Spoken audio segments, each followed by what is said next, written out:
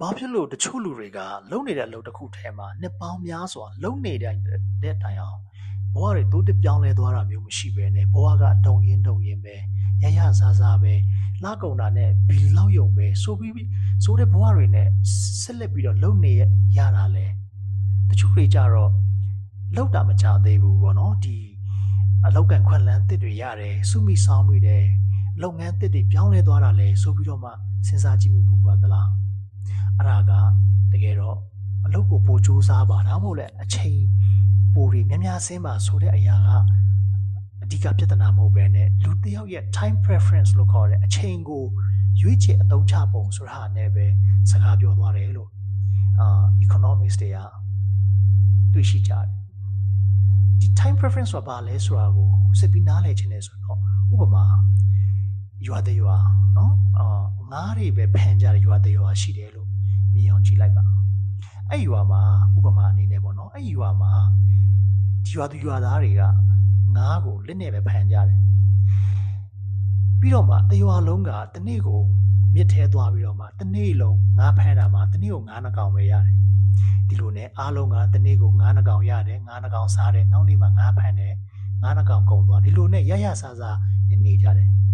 တနေ့ကျတော့ရွာသားတွေကတယောက်ကအိုင်ဒီယာတစ်ခုရလာပြီးတော့မှတနေ့ကိုနှကောင်ရတဲ့ငါးတွေကနေတကောင်ပဲစားပြီးတော့မှ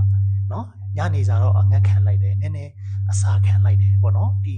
သူ့ငါးတွေကိုတဝက်စီစားပြီးတော့မှနောက်တလလောက်ကြာတဲ့အခါမှာသူကြံတဲ့ငါးတွေကိုစားတယ်ပေါ့နော်ဒီကြံတဲ့ငါးတွေကိုစားပြီးတော့မှနေ့တိုင်းငါးထွက်ဖမ်းပဲနဲ့ငါးထွက်ဖမ်းမဲ့အစားထိုတော့စုခဲ့တဲ့ငါးလေးတွေကိုစားပြီးတော့မှသူကပိုက်ကွန်တစ်ခုကိုတီထွန်ပြီးတော့မှလှုပ်တယ်ဒီပိုက်ကွန်ကိုလှုပ်တာပြီးသွားတာနဲ့တနေ့မှာဟိုတော့ကတနေ့ကိုငါးနှကောင်ဖမ်းလို့ရတဲ့အချိန်မှာသူကတနေ့ကို90ကောင်ငါးအကောင်တရာဖမ်းနိုင်တယ်အဲ့ဒါဘာဖြစ်လို့လဲဆိုတော့ဒီ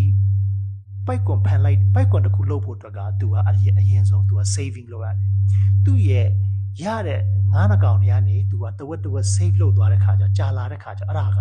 capital တစ်ခုဖြစ်လာအဲ့ဒါကို economics တွေက capital formation လို့ခေါ်ဆိုတော့တာမန်လုပ်သားတစ်ယောက်ကတိုးတက်တဲ့ဘဝတစ်ခုဖြစ်လာဖို့အတွက်ဒီ capital formation ဆိုတဲ့အဆင့်မရောက်လို့မရဘူးဒီ capital formation ဆိုတဲ့အဆင့်တစ်ခုရောက်ဖို့အတွက်ကသူက saving မလုပ်လို့မရအောင်အဲ့တော့သူက save လုပ်တယ်ပြီးတာနဲ့အဲ့ save ထားတဲ့ဟာတွေနဲ့ capital formation လို့ခေါ်တယ်ဒီဟာတစ်ခုလုပ်တယ်ဒီ capital formation ကဒီနေ့ခေတ်မှာဘာလဲဆိုတော့ကျွန်တော်တို့ learning တွေဖြစ်တယ်ကျွန်တော် skill တွေเนาะဆိုတော့ဒီ capital formation ကိုလုပ်ဖို့အတွက်ဒီနေ့မှာကျွန်တော်တို့ကကိုယ့်ရဲ့အချိန်တွေထဲကเนาะကိုယ့်ရဲ့ဝင်ငွေတွေထဲကရာခိုင်နှုန်းတစ်ခုပေါ့เนาะ10ရာခိုင်နှုန်းလား20ရာခိုင်နှုန်းလားကျွန်တော်ကစုပြီးတော့မှကျွန်တော်တို့ skill တွေတင်ယူကြတယ်เนาะ training တွေဆင်းတဲ့အချိန်မှာအဲ့လိုလုပ်တဲ့ချိန်မှာတော့เนาะဒီခက်ခဲတဲ့အပိုင်းလေးတွေရှိတယ်ဥပမာအဲ့ငါးဖန်တမားကစပြီးတော့သူရဲ့ငါးနှကောင်ကိုsave လုပ်တဲ့ချိန်မှာเนาะဘိုက်စားတာရှိတယ်ပြင်ပန်းခက်ခဲတာရှိတယ်ဒါပေမဲ့အဲ့ဒီအဆင့်လေးကျော်လွန်သွားပြီးတော့မှသူ့မှာ capital လို့ခေါ်တဲ့အရင်နီးเนาะဒီ capital formation လို့ခေါ်တဲ့ယင်းနီးမြုပ်နှံစရာတစ်ခုရှိလာတဲ့အခါမှာသူက